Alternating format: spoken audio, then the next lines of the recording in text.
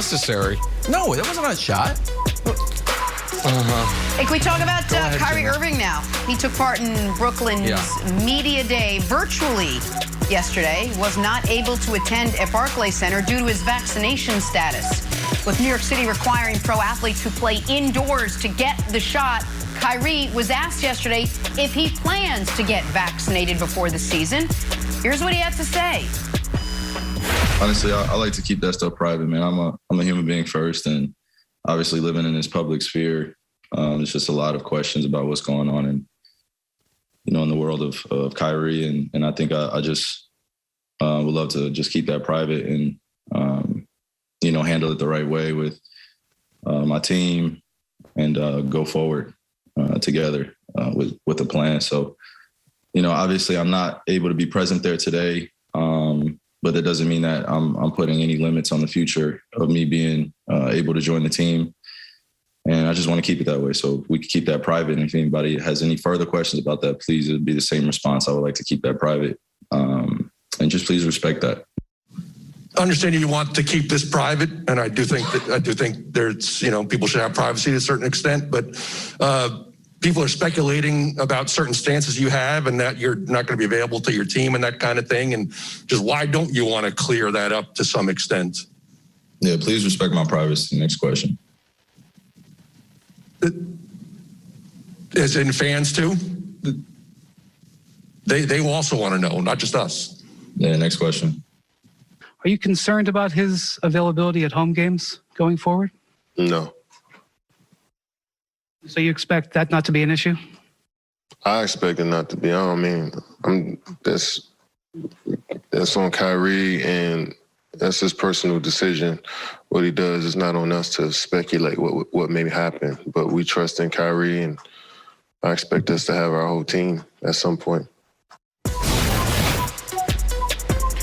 Like, three most important words there, at some point. Nick, this bothers you. Why?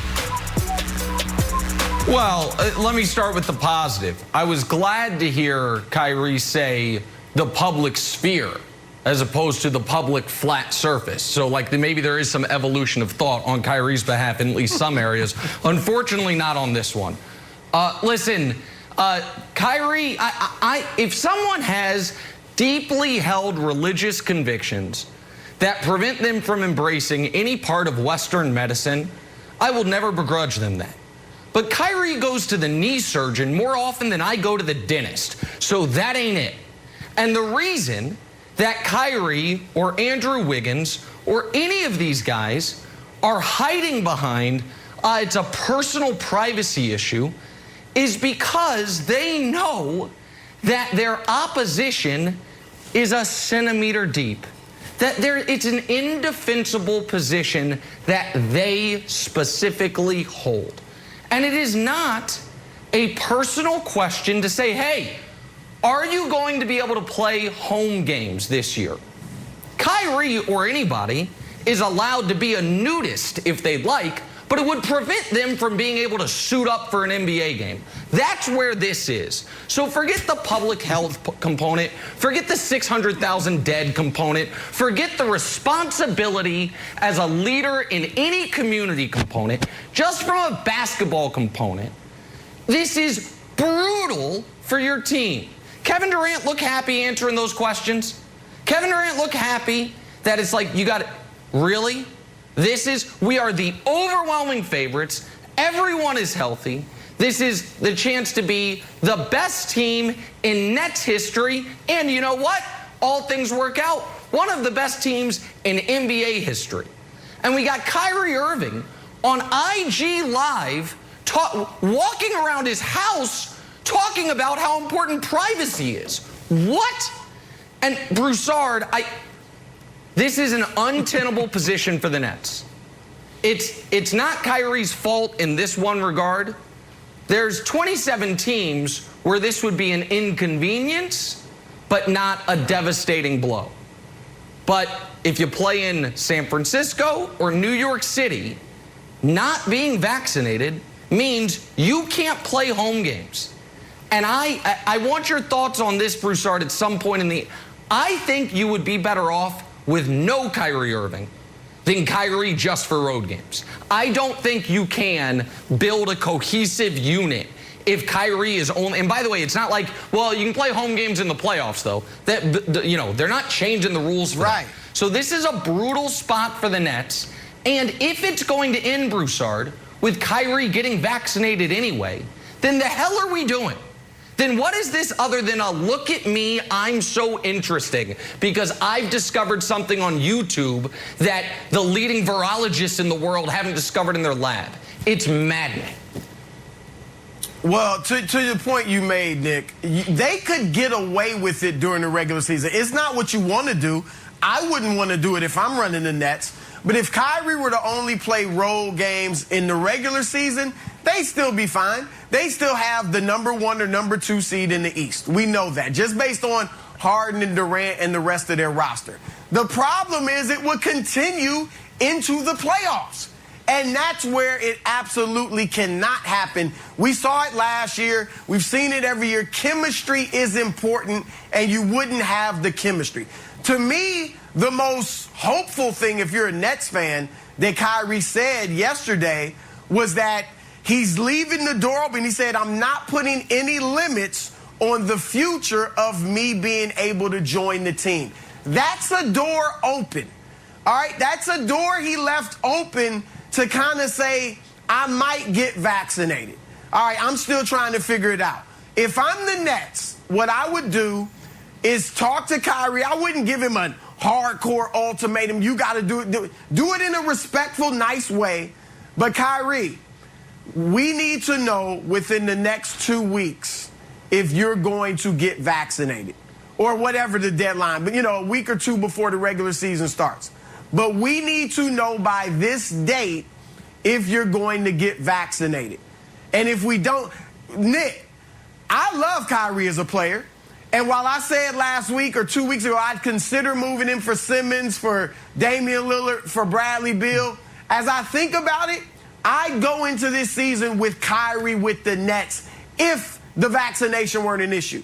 But if he won't get vaccinated, you don't really have a choice but to move him, and the obvious trade partner, because look, as great as Kyrie is, teams around the league, regardless of the vaccination, aren't lining up to trade for him because of all the issues that he brings. He's unreliable because he's injury prone, number one, but also because of things like this. All right, and when he was a free agent, Wilds, people were not really trying to get just Kyrie. They were willing to take him because Kevin Durant would be part of the package. But teams weren't really just going after Kyrie by himself. The obvious trade partner is Philadelphia with Ben Simmons. And because it's one problem for another problem. My problem for your problem. So if I'm the Nets, I'm going to Kevin Durant quietly if Kyrie doesn't get vaccinated. I'm saying, look, KD, we love Kyrie just as much as you do. But we're trying to win a championship, and he's not going to be here for the home games. So are you cool with us moving him? And if Durant gives the blessing, you might think Durant's got the contract extensions. He's locked up through 2026. Nets can do whatever they want. No, now we see players demand trades no matter how much time is left on their deal. So if KD is cool with it, Wilds, then I'm looking at moving him to Philly for Ben Simmons and Seth Curry. I got to get more back. So give me Seth Curry, a great shooter, and that's what I'm looking at, Wilds. Okay, so then Embiid would play with Kyrie, who couldn't play in Barclays or Madison Square Garden, so he'd be missing a considerable amount of games there. And I think that would be a mess chemistry-wise. If anything, I think the Sixers need to sort of, settle the ship and not add more tumult to it. But Broussard, you said another name that was interesting that also wouldn't work, not to pile on, but you said Bradley Beal. While Kyrie got all the headlines, Bradley Beal is out there questioning reporters on the vaccine. I'm like, and I'm going to try to be my most optimistic, Nick, because what Bradley Beal's exchange, if you can watch it if you haven't seen it, Bradley Beal's exchange was a bit of bravado and defiance, almost as a candy coating to sort of fear and a misunderstanding. And he's asked him, like, buddy, Bradley Beal, that guy works for The Athletic. Like that person is not a virologist. So you don't need to ask them questions or have a back and forth with sports reporters. Which brings me to this point. This is not, if you're against the vaccine, just come out and say, I'm vaccine hesitant. That's what it is. It's not unique or special. There's literally hundreds of millions of people around the world who fall in the category of vaccine hesitant. It is what it is. And there are a number of strategies that can be used to move from vaccine hesitant to vaccinated, with the idea that we're not safe, no one is safe till we're all safe. We got to get everybody vaccinated. Same thing we do with polio, which Kyrie has the vaccine for polio. So Nick, this is an out-of-the-box idea, but hear me out. The first thing that needs to happen is the NBA, which is 90% vaccinated, this is having a lot of news, but the NBA as a whole has a higher vaccination rate than the America at large. So the NBA is doing a good job. At the same time, not good enough, right? I think the Nets and people around Kyrie should take a